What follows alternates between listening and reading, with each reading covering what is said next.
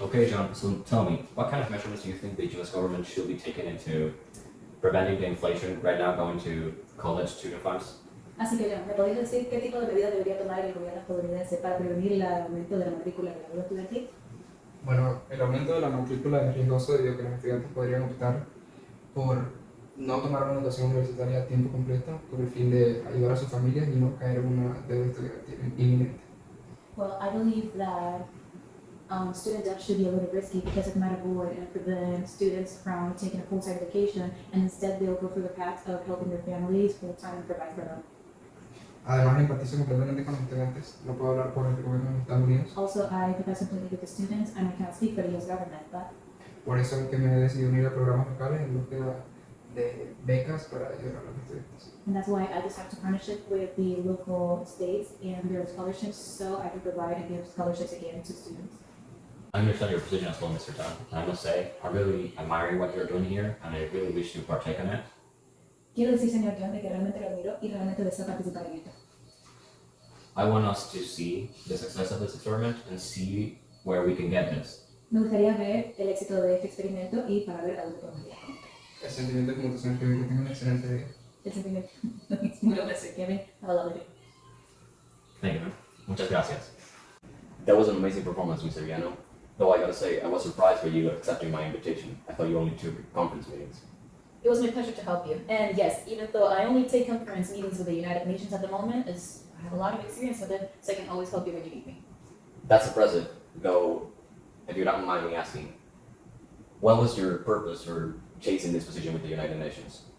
Well, my main purpose was helping people who struggle with the understanding of a foreign language. Since I was a kid, I've seen my own family and people around me struggle with the English language and other foreign languages, and they were not able to do business because of it. So that was one of the main reasons. My second reason would be the people around me who inspire me growing up. When it comes to my personal reason, it might be, as I said, a little personal, but I would like to be understanding towards the world around me and not them to take advantage of it. I see. You must have had a lot of preparation for this role. What kind of certifications did you have to take in order to do this? Okay, it was mostly thanks to my parents that I was able to come here to the United States, so I pretty much appreciate everything from them. When it comes to the certifications and the studies that I needed, first I started Valencia College in 2023 doing an AA degree in general studies. Then after my 5th semester, I switched over to Stetson University, majoring in world cultures and specializing in translation from Mandarin to English. At the moment, I'm pursuing Spanish as a languages because it's my main language. After that, I had to do certifications such as a language proficiency test that takes around 40 hours of preparation. That does not count the internships that I had to have, so it was around a long time to prepare pretty much.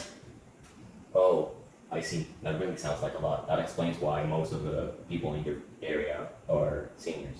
Yeah, there's not a lot of young people, I admit, because it takes just so long to prepare for it. A lot of us start as freelancers for certain companies where we finally are able to join the field.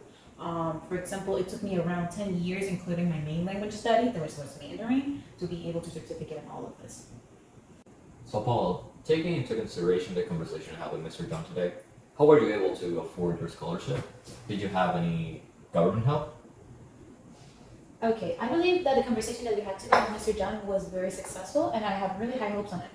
When it comes to me, I sadly was not able to get any grants or help by the government because of my current political situation, but I was able to pay Valencia College all the way out of pocket for myself, and I was able to get a full-ride scholarship with Cesar University because of my academic excellence. Because of that, I was able to save up enough to do my certification post-graduation, and I didn't have to wait any time at all. It can cost up to $1,000 or $500 to be a certificate interpreter. I'm really grateful for that, and after that, I was able to start my job searching right away. So, Ms. Sevillano, could you please reschedule my next meeting? Wait, hold up. You told me that you went to Valencia, right? Mm-hmm. I have a niece right now that is trying to go to Valencia, so could you please talk to me about your experience there? Oh, well, that is amazing. And yes, I would recommend you to definitely go to the West Campus. That's what I went. It was really near my house, like 8 minutes.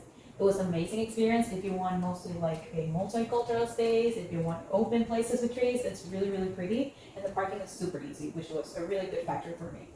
And because of my SLS class, that it was the first one that I took in my first semester, I was able to organize all of my career path. So I would suggest her to take that class first on anything. I was able to plan my career path, my goals, what I wanted to do with my college degree, and if I actually wanted to graduate Valencia right away. So I would suggest you to start right there. And also, she can go to the student department and they can help her with all of the process of choosing her classes and organizing herself. And after that, she's ready to go. That's amazing. Mm-hmm. Thank you. So Paula, I'm very sorry for asking so many questions, but I'm really curious. What do you do all day? Like, do you actually sit there and just talk all day, or what do you actually do? I don't mind at all you asking. So basically what an interpreter does is I am supposed to sit in a cabin that is made for my language. My main language at the moment is Spanish and I'm certificating in Mandarin. So I'm sitting with a bunch of Spanish speakers. It will be like 4 or 5 people and we're all assigned a person. So every single time this person talks, I'm supposed to talk maybe 3 seconds behind them. And I have a script, of course. I have some headphones, I have a microphone, I'm on a chair, and I'm supposed to take a break every 30 seconds. After that, I will be either in private meetings, such as yours, but I need to schedule previously as we did. Oh, all right, I see, but I don't know. I believe in the modern world, everybody should have like a basic understanding and knowledge of English. They should be able to at least defend themselves, right? Yes and no. I understand the point that you're going for, but the thing is, nowadays, a lot of people think that interpreters are actually not need or translators because we have AA and all of that stuff, but I don't believe that will actually ever happen. The thing is, you need a human to interpret. Then you need to have the context, you need to have the culture. I have Spanish culture with me, and I'm about to start inheriting the Mandarin culture as well, and Chinese and Taiwanese. So you need an actual interpreter or a translator with you in the room or online to be successful with all of your projects. For example, let's say that you want to do an international affair. You cannot trust an AA for that. You need me. So somebody that has a basic English knowledge, yes, you can buy groceries or you can ask for a favor, but you cannot sign a contract. You cannot ask for big help. You cannot go to the doctor like that. It will not be enough. I think in your life, your work life should be very chaotic, right? Actually, not that much. We're really organized when it comes to the rooms where we're situated, as I told you. For example, we have the Spanish interpreters, and this course that they're going to say, we have like a little meeting. In that meeting, we discuss the topic that's going to be told, we get assigned the person, and we have the time to do highlights and a little bit of the research. So it's pretty much studying for the project before the presentation, every single day. I need to study, I need to understand it. If I need to speak to the original speaker, I will have to get in contact with them, and I will just get familiarized with everything. Oh, I see. That really sounds amazing, Ms. Paula. Thank you so much for the experience. Thank you so much for this meeting. I will 100% take you in account when we're looking for a professional translator for the United Nations next project. See you next time. Thank you so much. Have a lovely day. You too. To combat the inflation in the college student right now. Así que ya, ¿me podrías decir qué tipo de medicamento? Bueno, cada vez intento que apagar el mano.